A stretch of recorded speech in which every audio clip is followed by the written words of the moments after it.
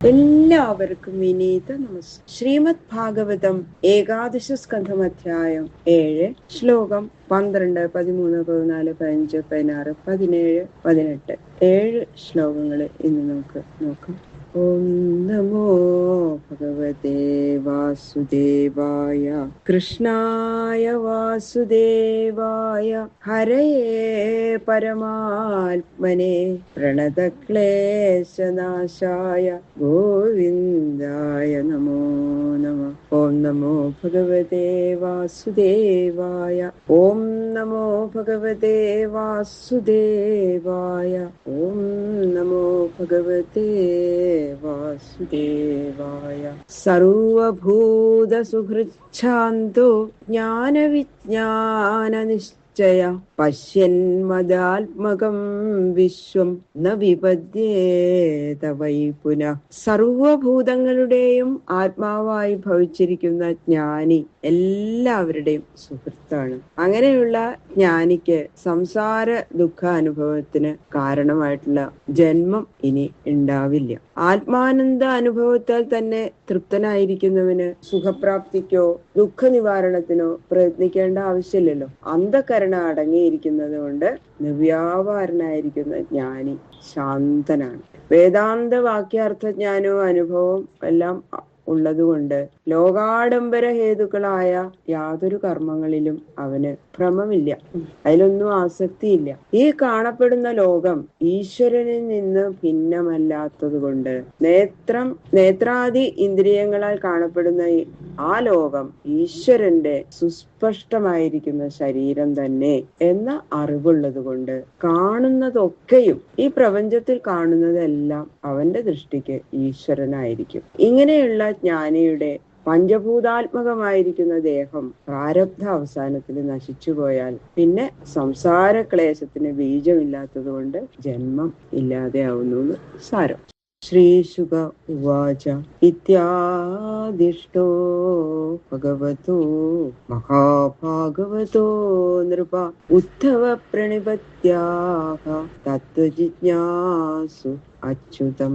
ഇങ്ങനെ ഭഗവാൻ ഉപദേശിച്ചത് കേട്ടപ്പോ ശ്രീകൃഷ്ണ ഭഗവാനെ നമസ്കരിച്ചുകൊണ്ട് മഹാഭക്തനും തത്വം അറിയാൻ ആഗ്രഹിക്കുന്നവനുമായ ഉദ്ധവൻ പറഞ്ഞു, ഭഗവത്പാദ ഭക്തി നിമിത്തം അന്ധകരണ ശുദ്ധി ഭവിക്കാതെ തത്വജ്ഞാനത്തില് ശ്രദ്ധ ജനിക്കില്ലേ ഭഗവാന്?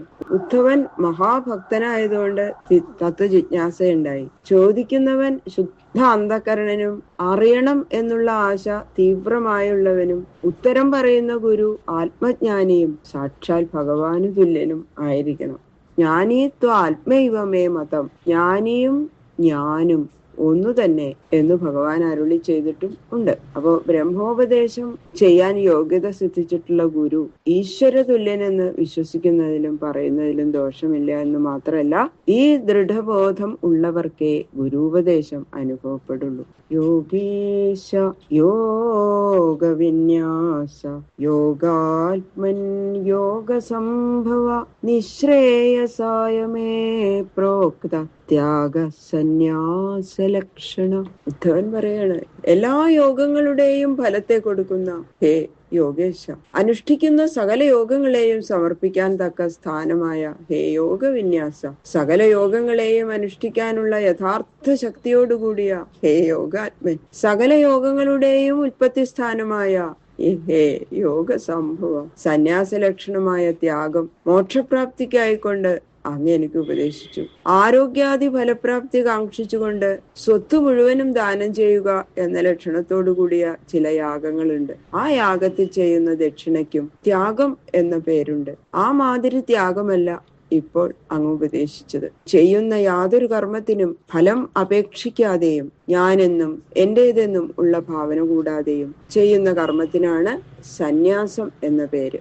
ഞാൻ ചെയ്യുന്ന യാതൊരു കർമ്മത്തിനും ഫലം അപേക്ഷിക്കാതെയും ഞാനെന്നും എന്റേതെന്നും ഉള്ള ഭാവന കൂടാതെയും ചെയ്യുന്ന കർമ്മത്തിനാണ് സന്യാസം എന്ന പേര്. ഇങ്ങനെ ചെയ്യുന്ന കർമ്മം അന്ധകരണ ശുദ്ധിക്ക് ഹേതുവായി ഭവിക്കണു എന്നല്ലാതെ സുഖദുഃഖാത്മകമായ ഭോഗത്തെ വീണ്ടും വീണ്ടും അനുഭവിക്കുന്നതിന് സാമർഥ്യമുള്ളതായി വരില്ല. ഇങ്ങനെയുള്ള കർമ്മഫല സന്യാസ ലക്ഷണമായ ത്യാഗത്തെയാണല്ലോ ഇപ്പോ മോക്ഷപ്രാപ്തിക്ക് മാർഗമായി അങ്ങ് എനിക്ക് ഉപദേശിച്ചത്. കർമ്മഫലം കർത്താവിന്റെ നേരെ രണ്ടാമത് മടങ്ങി വരാത്ത വിധത്തിൽ കർമ്മം ചെയ്യുന്നതാണ് കർമ്മ സന്യാസം.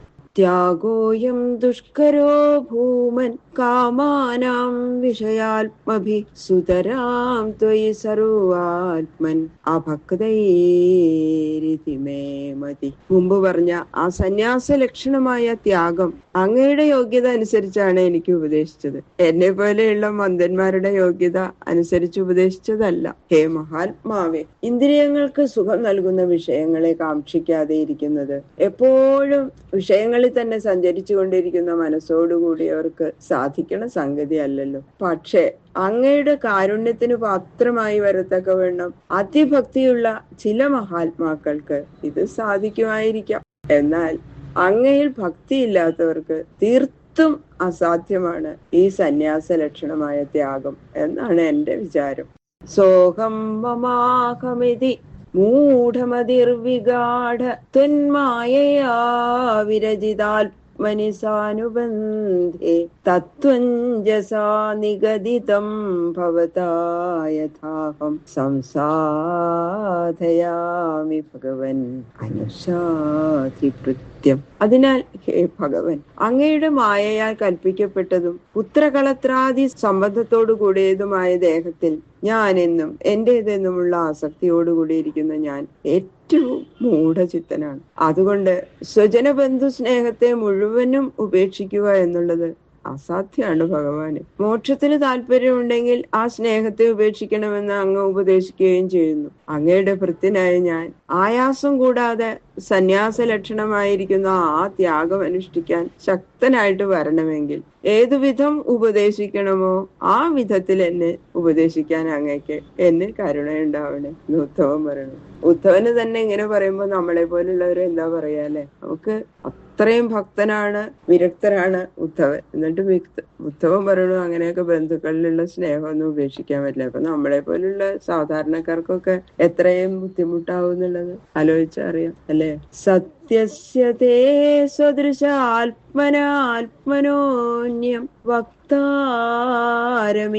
വിബുധേഷ്വപി നാനുചക്ഷേ സർവേ വിമോഹിതധിയസ്തവ മായയേ മേ ബ്രഹ്മാദയസ്തനുഭൃതോ ബഹിരർത്ഥഭാവ.